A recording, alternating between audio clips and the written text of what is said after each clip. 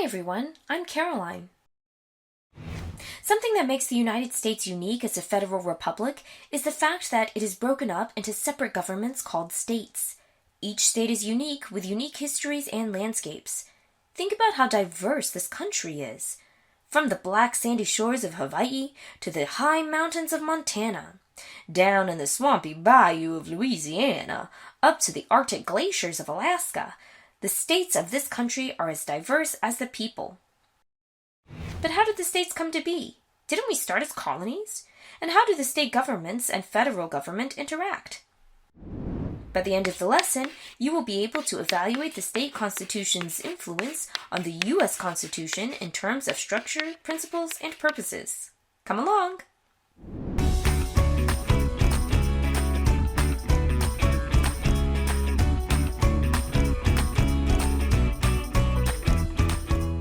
It may come as a surprise to you to find out that all 13 colonies turned into state governments. It may be more of a surprise to you to know that some of these were technically states before the Declaration of Independence was ever signed. Interesting, huh? You see, 4 colonies drafted their constitutions before the Declaration of Independence, and when a state constitution is drafted, statehood begins. Now, out of all the states, New Hampshire was the first. Another little state, Massachusetts, constructed perhaps the most complete and the longest ruling constitution still in effect today. Little fun fact, Vermont was the first state to outlaw slavery. Another interesting little fact you might not be aware of, these state constitutions served as the blueprints for the federal constitution. All the state constitutions created 3 branches of government, legislative, executive, and judicial. Sounds familiar, right? Most state legislative branches were bicameral, meaning 2 chambers. Most state executive branches had a leader called a governor, though some actually called the person in this position president. Today, all state executives are called governors. And like the president in the federal government, the early constitutions made sure to restrict their executive powers. So what about the state judicial branches? Well, like the federal courts and the federal judicial branch, early judicial branches were dependent upon other branches. Typically, the executive branch would appoint people to the judicial branch, but sometimes the legislative did.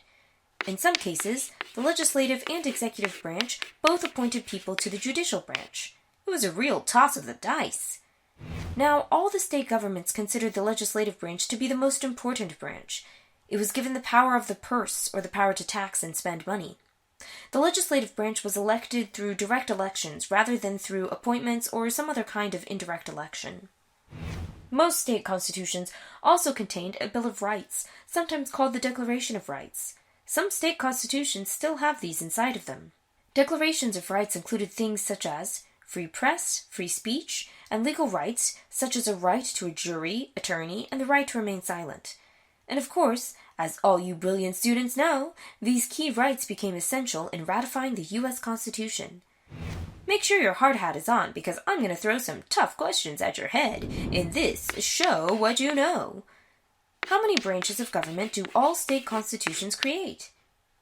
How is each branch similar to the federal government? What are some differences? Do state constitutions include individual rights?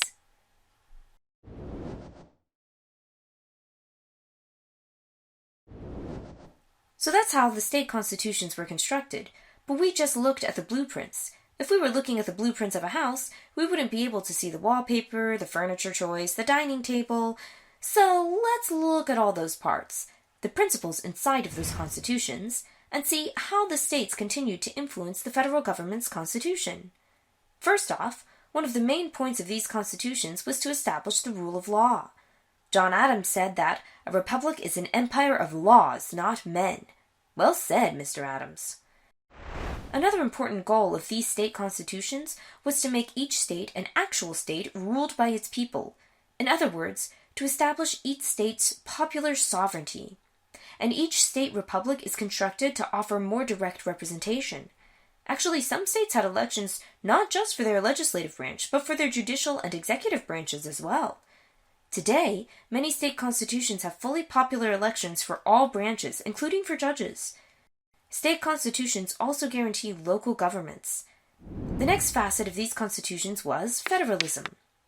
Although federalism refers to the relationship between federal and state governments, the early states created the template when they empowered and guaranteed certain rights to local governments.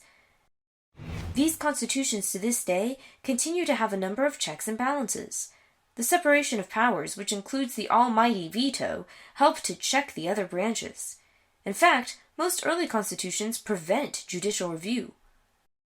Pull out the measuring tape, let's see if all this is adding up. Gotta make sure you measure up to these principles with a show what you know. What are the key principles in the state constitutions? How do these compare with what you learned in Unit 2?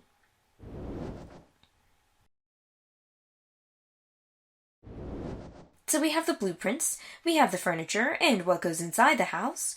But what are these people gonna do with this house anyway? Let's talk about the purpose of these constitutions. The key purpose of each state is to directly represent the interests of its people. And since they would be representing a smaller number of people, they would undoubtedly be more democratic. Less people voting means more people getting what they want. Since the states are smaller republics, that also means that, traditionally, they are considered the place in which democracy is more clearly visible and accessible. The first state constitutions set the precedents for later state and the federal constitution to ensure justice and liberty for some of its people and its posterity, but as we have learned, many people did not enjoy the same rights and privileges. This precedent was important in that it opened society up for further revolution. Okay, and now we have to inspect this one house before we use the same plans for an entire neighborhood. Gotta get this first one right with a show what you know. First, what were the purposes of the original state constitutions? Second, using your previous answers as well as what you know from Unit 2, specifically the Constructing the Constitution series, answer the following question. To what degree did the first state constitutions influence the design of the United States Constitution?